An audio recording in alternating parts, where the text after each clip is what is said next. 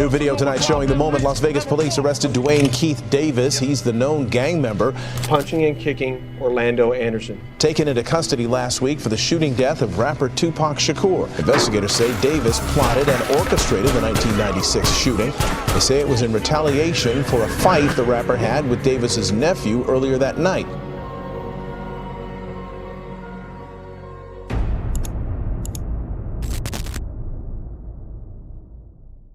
Halo semuanya, terima kasih sudah klik video ini. Belakangan ini, kasus Sean Combs atau P. Diddy banyak banget dibahas di seluruh dunia, termasuk para YouTuber besar dan konten kreator lainnya di Indonesia. Nah, bukan The Vilus namanya kalau nggak bahas kasus yang lagi ramai dari perspektif yang berbeda. Jadi hari ini kita akan membahas kasus kematian Tupac Shakur yang saat ini dihubung-hubungkan dengan penangkapan P. Diddy. Banyak yang menduga kalau P. Diddy adalah dalang dibalik pembunuhan Tupac Shakur. Tapi dalam video ini, kalian bakal tahu di mana sih letak hubungan antara P. Diddy dengan kematian Tupac. Dan aku yakin habis nonton video ini kalian pasti bilang, oh nggak nyangka banget ya, ternyata begitu toh perannya P. Diddy. Nah, kalau kalian penasaran, jangan skip video ini karena kita akan membahas secara tuntas dan lengkap terkait fakta-fakta keterlibatan P. Diddy dalam kematian Tupac Shakur.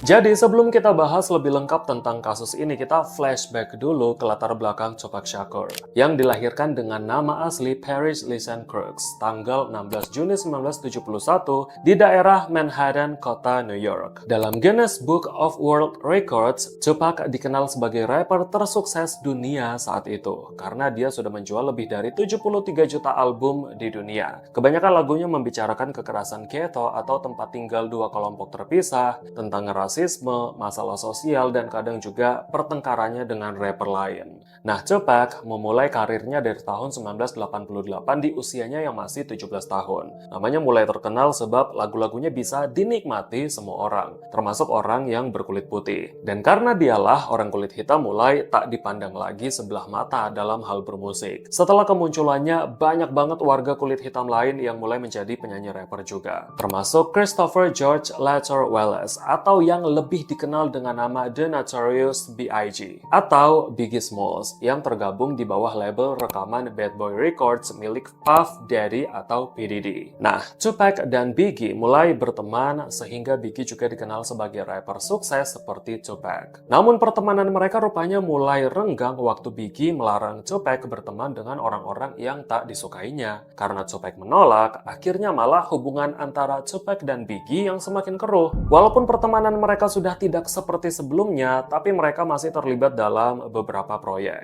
Di tahun 1993, Tupac terseret skandal karena dia dituduh sudah memperkaos seorang wanita dan dia pun diadili. Sehari sebelum pembacaan vonisnya di persidangan, tepatnya di tanggal 30 November 1994, Tupac tertembak sebanyak 5 kali di dalam lobi studio Quad Recording waktu mau menemui Biggie dan P. Diddy untuk mengerjakan sebuah proyek. Saat itu, Tupac tiba-tiba dihadang oleh 3 orang bersenjata dan langsung merampoknya. Setelah itu, Tupac ditembak sebanyak 5 kali guys. Untung saja waktu itu Tupac langsung mendapatkan perawatan di rumah sakit dan masih bisa selamat. Karena merasa hubungannya dengan Biggie merenggang, Tupac secara belak-belakan menuduh kalau Biggie terlibat dalam percobaan pembunuhan dirinya. Dia juga menuduh P. Diddy terlibat, sebab P. Diddy masih menaungi Biggie waktu itu. Tupac bilang kalau Biggie dan P. Diddy sudah menjebaknya supaya datang ke studio. Tapi mereka menolak secara tegas tuduhan itu. Nah, seolah-olah menyangkal tuduhan itu, Biggie merilis lagu yang berjudul Who Shot Ya pada tanggal 21 Februari 1995. Tapi waktu itu, lagu itu dianggap sebagai ejekan untuk Tupac.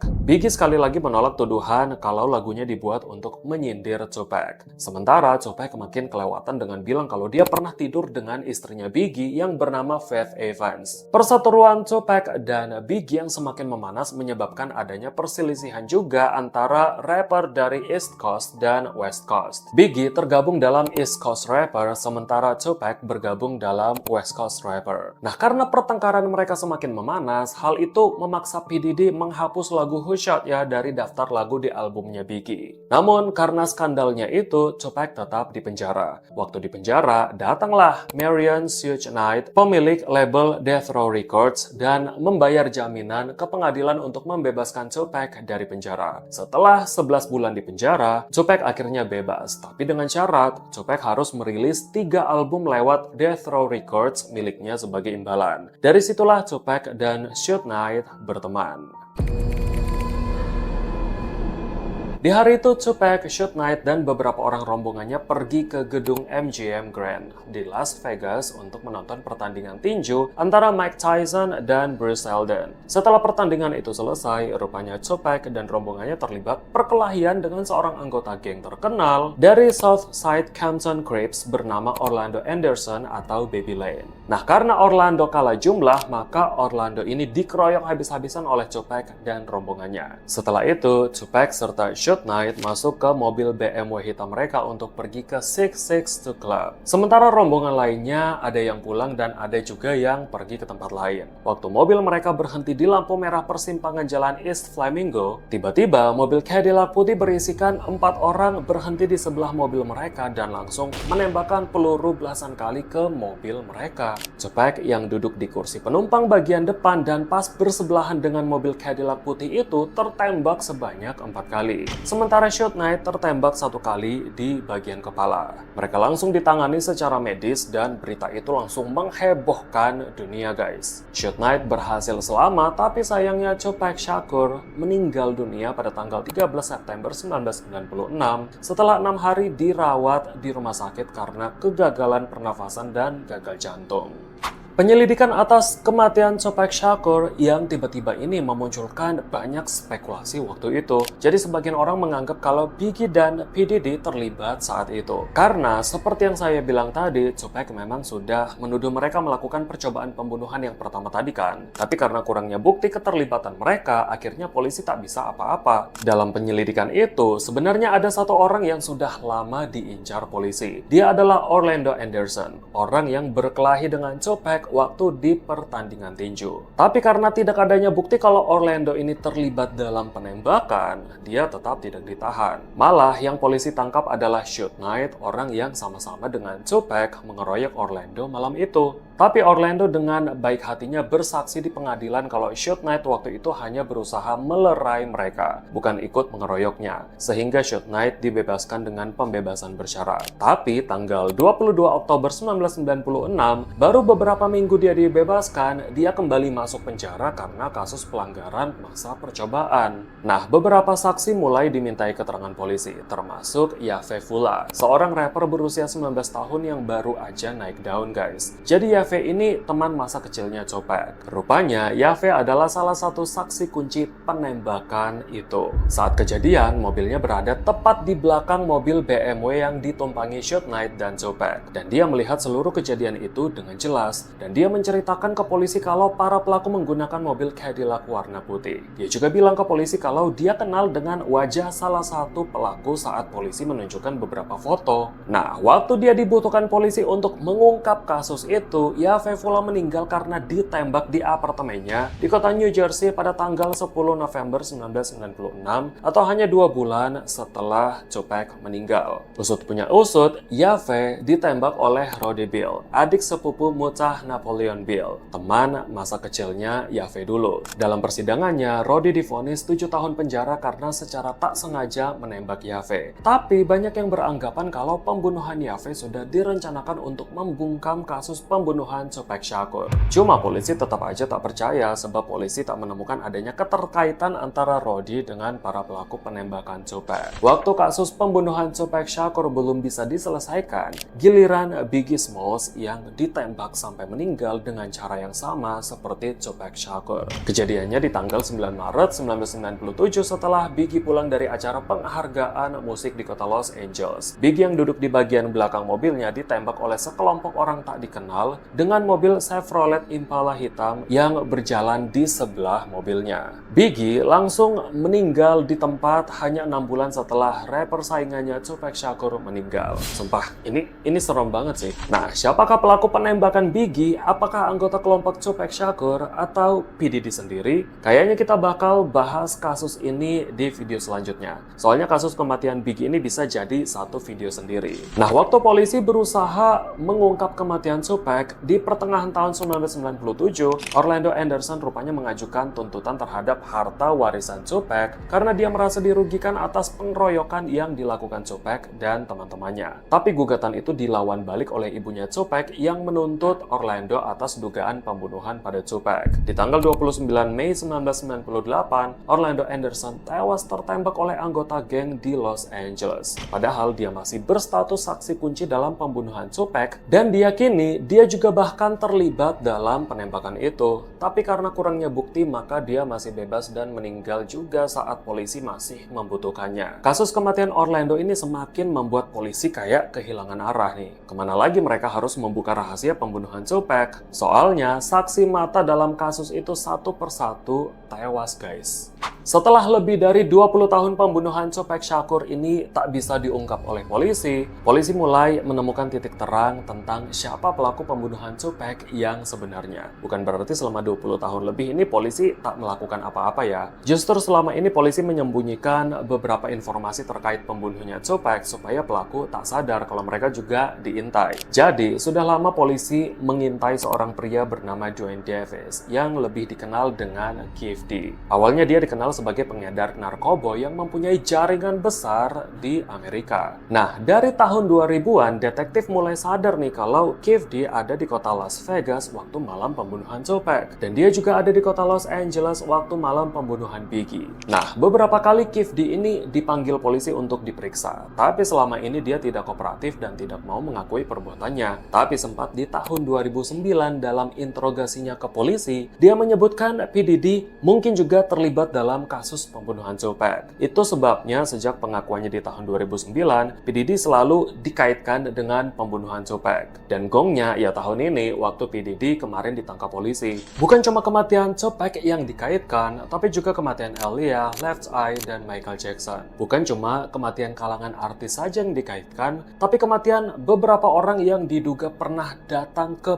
pestanya P. Diddy yang sempat mau membocorkan rahasianya juga dikaitkan. Nah, balik lagi nih ke kasus Keith D. Jadi di tanggal 17 Juli 2023 lalu, polisi kota Las Vegas melakukan penggeledahan ke rumah Keith D. Dari sanalah polisi menyita beberapa barang seperti komputer, handphone, hard disk, majalah dengan gambar Tupac, dan salinan memoir yang ditulis oleh Keith D sendiri, yang memuat informasi penting tentang kronologi pembunuhan Tupac. Tapi Keith D dibebaskan kembali karena polisi harus mencari bukti lebih lanjut. Setelah semua bukti dirasa cukup, pada tanggal 29 September 2023 lalu, Keith D resmi ditangkap polisi atas kasus pembunuhan Tupac. Hey Keith, Metro Police, come over here. Hey Metro Police, come over here, all right? Thanks, buddy. Come on over here. Appreciate your cooperation, okay? I'll stand right here in front of the car. Yep, look. Yep, go and put it down. I know, hang on. Put that down for a second, all right? Hooks. Dari penangkapan Keith D inilah diketahui kalau saksi mata dalam penembakan itu yang masih hidup tinggal 2 orang, guys. Jadi Keith D sendiri dan juga Suge Knight yang sampai sekarang masih di penjara. Karena semua pelaku yang terlibat dalam kasus itu sudah pada meninggal. Lalu sebenarnya gimana sih kronologi pembunuhan Tupac yang diungkap detektif dan tim kepolisian? Nah, disclaimer dulu kalau kronologi pembunuhan Tupac ini sudah diungkap oleh mantan detektif Departemen Kepolisian Los Angeles bernama Gregory James Kading atau yang lebih dikenal dengan Greg Kading. Karena dia yang terjun langsung menyelidiki pembunuhan Tupac Shakur dan Biggie Smalls dari tahun 1996 sampai tahun 2010 waktu dia pensiun. Jadi saya yakin keterangannya ini hampir 100% valid. Dan kronologi ini juga digunakan jaksa penuntut saat ini dalam mendakwa Keith D di persidangan. Oke, jadi awalnya gini. Orlando Anderson terlibat perkelahian dengan Tupac malam itu. Nah, penyebab perkelahiannya sendiri diyakini kalau Orlando yang tergabung di geng Southside Compton Crips ditawari uang sebesar $10.000 atau sekitar 50 juta rupiah di tahun 1996 untuk merebut kalung medali Death Row Records yang dipakai Tupac dan anggotanya. Soalnya kalung ini cuma dimiliki oleh anggota Death Row Records yang dipimpin Suge Knight. Kalung ini memang menarik guys, karena kalung ini khas dan terbuat dari emas serta ditabur berlian. Jadi harganya memang sangat-sangat mahal tahun itu. Sementara Suge Knight yang menemani Tupac saat itu tergabung dalam geng Mob Hero Bloods. Walaupun Tupac bukan anggota geng manapun, tapi Tupac sudah dilindungi oleh geng ini. Singkat cerita, terjadilah pengeroyokan malam itu. Rupanya Orlando ngadu nih ke omnya yaitu Kif D yang juga anggota geng Southside Compton Crips. Karena tidak terima keponakannya itu dikeroyok, maka Kif D berencana balas dendam. Rencananya terdengar oleh Eric Von Zip Martin yang adalah ayah baptisnya Kif D. Eric Von dulunya pemilik label musik Black Rock Records yang menaungi penyanyi Aaliyah sampai Aaliyah meninggal tahun 2001 karena kecelakaan pesawat. Nah, Eric ini ceritalah ke Puff Daddy atau P. Diddy tentang rencana itu. Karena rupanya Eric Von Zip dan P. Diddy berteman baik guys. Jadi, Kif D cerita kalau mereka bertiga berteleponan dan langsung merencanakan pembunuhan malam itu juga. Dan P. Diddy menawarkan uang sebesar $1 juta atau setara 5 miliar rupiah di tahun 1995 supaya Kif D membawa kepalanya Suge Knight dan membunuh Tupac. Pertanyaannya, kenapa bisa P. Diddy mau membunuh Suge Knight? Karena mereka sebelumnya sudah jadi musuh. Ceritanya waktu tahun 1993, P. Diddy dan Suge Knight ada di salah satu klub malam di kota Atlanta dan bertengkar karena memperebutkan seorang wanita penghibur. Pertengkaran di antara mereka menyebabkan masing-masing bodyguard mereka juga saling serang, sehingga bodyguard P. Diddy tewas karena ditembak oleh bodyguardnya Suge Knight. Dari situlah mereka bermusuhan. Dan waktu Tupac dipenjara karena kasus pemerkosaan tadi, datanglah Suge Knight untuk mengeluarkan Tupac dengan syarat Tupac harus merilis 3 album lewat labelnya. P. Diddy merasa kalau Suge Knight memanfaatkan ketenaran Tupac untuk menyaingi label musik Bad Boys Records punya P. Diddy yang saat itu menaungi Biggie. Dan memang popularitas Tupac itu tak terkalahkan waktu itu. Makanya P. Diddy ingin sekali menghancurkan label Death Row Records punya Suge Knight. Malam itu juga mereka tahu kalau Suge Knight dan Tupac mau pergi ke 662 Club. Sehingga Kif D yang ditemani 3 orang lainnya yaitu Orlando Anderson, DeAndre Smith, dan T. Brown yang bertugas bawa mobil berhasil mengejar Suge Knight dan Tupac yang tak sadar kalau mereka dibuntuti. Sampai tibalah di lampu merah persimpangan jalan, Kif D menembak mobil Suge Knight belasan kali sampai mereka berdua terluka parah. Dan Tupac meninggal dunia beberapa hari kemudian. Dan parahnya lagi, dari pengakuan Kif D, uang $1 juta yang dijanjikan P. Diddy tidak pernah dia terima. Sebab P. Diddy hanya membayarkan $500.000 ke Eric Von Zip. Dan Eric menghabiskan uang itu sendirian sampai dia meninggal di tahun 2012 lalu. Nah, karena perencanaan pembunuhan ini begitu cepat dan minim barang bukti, makanya kasus ini tidak bisa selesai sampai 27 tahun setelah kematiannya Tupac. Padahal dari 15 tahun lalu sebenarnya namanya P. Diddy ini sudah dikaitkan dengan kasus ini. Dan tahun inilah gongnya. Kasusnya Kif D dan juga P. Diddy masih berlangsung di pengadilan dan kita tunggu saja kelanjutannya. Apakah pengakuannya Kif D ini bisa dibenarkan dan bisa dipakai untuk menuntut P. Diddy juga? Soalnya dari 7 orang yang ada di lokasi penembakan, 2 korbannya yaitu Suge Knight dan Tupac, 4 pelaku di mobil sebelahnya, dan 1 orang saksi yaitu Yaffe Fula yang ada di mobil belakang yang masih hidup tinggal 2 guys, yaitu Suge Knight yang masih dipenjara seumur hidup dan Kif D sebagai eksekutornya yang lagi disidang. Untuk kasus pembunuhan Biggie Smalls bisa kita bahas di video selanjutnya. Kalau kalian mau dengar juga silahkan kalian tulis requestnya di bawah. Tapi untuk kasus kematian Aaliyah, Left Eye, dan Michael Jackson yang diduga dibunuh P. Diddy itu kita skip dulu. Soalnya kematian mereka masih sebatas konspirasi dan cocoklogi. Nah itu saja untuk hari ini dan terima kasih sudah menonton video ini sampai selesai dan kita ketemu lagi di video selanjutnya. Sampai jumpa.